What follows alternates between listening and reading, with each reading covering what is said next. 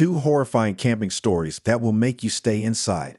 It was supposed to be a simple camping trip, just a weekend out in the wilderness to get away from the stress of city life. My friend Danny and I had been planning it for weeks, excited to spend a few days fishing, hiking, and just relaxing under the stars. We chose a remote spot deep in the national forest, a place we'd heard about from some fellow campers. It was supposed to be quiet, isolated, perfect for a couple of guys looking to escape for a bit. We arrived in the late afternoon, the sun already dipping below the tree line, casting long shadows over the dense forest. As we set up camp, the usual sounds of the forest surrounded us: birds chirping, leaves rustling in the wind, the distant rush of a stream. But as night fell, a strange unease settled over me. The woods were quiet, too quiet. We built a fire, cooked some dinner, and sat around, telling stories and enjoying the peace and quiet. But as the night wore on, that sense of unease grew. The forest felt different. It was hard to explain, but it was like the trees were watching us, closing in around us. I tried to shake it off, convincing myself it was just my imagination running wild. Around midnight, we decided to turn in.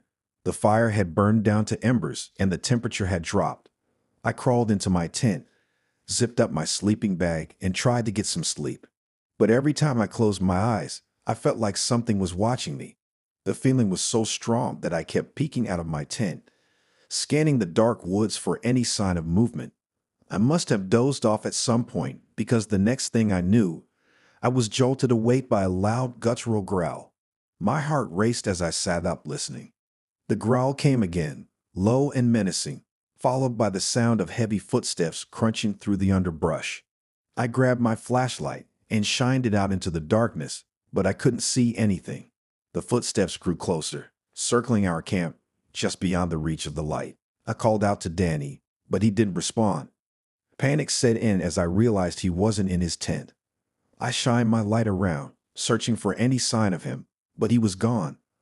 I was alone, trapped in the middle of nowhere with something stalking me in the darkness.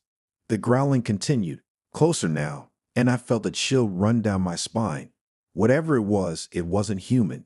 It moved too quickly, too silently, its steps heavy and deliberate. I backed up against a tree, my flashlight trembling in my hand, and tried to keep calm. But then I saw it, a pair of glowing eyes staring at me from the darkness, unblinking, watching. I froze, my breath catching in my throat. The eyes were impossibly large, reflecting the light from my flashlight like mirrors. I wanted to run, to scream, to do anything, but I was paralyzed with fear.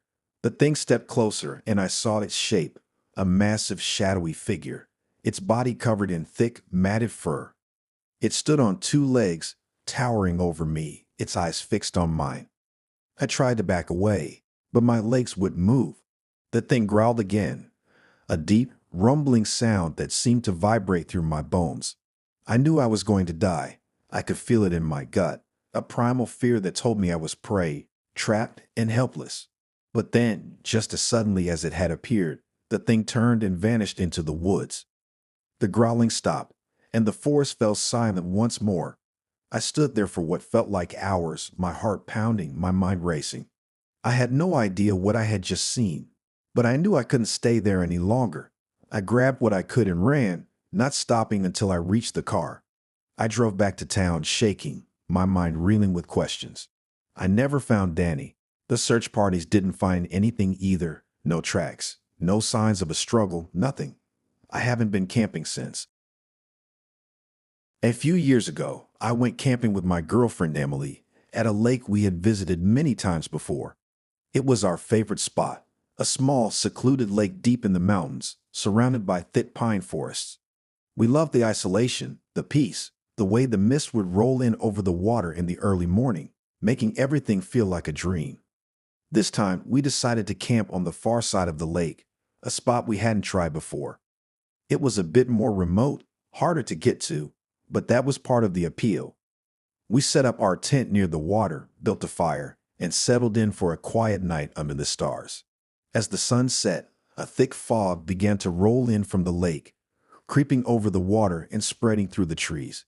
It was beautiful at first, the way it shrouded everything in a soft, white blanket. But as the fog grew denser, I began to feel uneasy. The trees disappeared into the mist, and soon we could barely see the lake from our camp. Emily tried to brush it off, saying it was just the weather, but I couldn't shake the feeling that something was wrong. The fog was too thick, too heavy, like a living thing wrapping itself around us. I could barely see a few feet in front of me, and the silence was deafening. We decided to call it a night and went to bed early, hoping the fog would lift by morning, but sleep didn't come easy. I kept waking up, hearing faint whispers just outside the tent, like voices carried on the wind. I couldn't make out what they were saying, but they were getting closer, surrounding us. At first, I thought it was just the wind rustling through the trees, but the whispers grew louder, more distinct. They were speaking in a language I didn't understand, a strange, guttural sound that sent chills down my spine. Emily woke up too, asking if I heard it. I nodded, trying to stay calm, but I could see the fear in her eyes. We stayed in the tent, too scared to go outside, listening as the whispers grew closer, circling our camp. The fog was so thick I couldn't see the ground outside, and the air felt heavy, almost suffocating. It was like the fog was alive, wrapping around us, whispering to us, calling us into the darkness. Suddenly, there was a loud splash from the lake, like something heavy had fallen into the water. The whisper stopped, replaced by a low, rumbling growl that echoed through the fog. I grabbed a flashlight and unzipped the tent, shining the light out into the mist, but I couldn't see anything, just the thick, swirling fog and the dark shape of the trees beyond. Emily was shaking, begging me to stay inside, but I had to know what was out there. I stepped out of the tent, the fog wrapping around me like a cold, wet blanket. The growling grew louder, and I could feel the ground vibrating beneath my feet. I took a few steps forward, my heart racing, and that's when I saw it, a massive shape moving through the fog, coming toward us. It was tall, taller than any man, with long, spindly limbs that seemed to stretch and twist in impossible ways. Its eyes glowed a sickly yellow in the dark, and its mouth hung open, revealing rows of sharp, jagged teeth. I stumbled back, tripping over a rock, and fell to the ground. The thing moved closer, its growl turning into a low, rumbling laugh. I scrambled to my feet, grabbed Emily's hand, and we ran.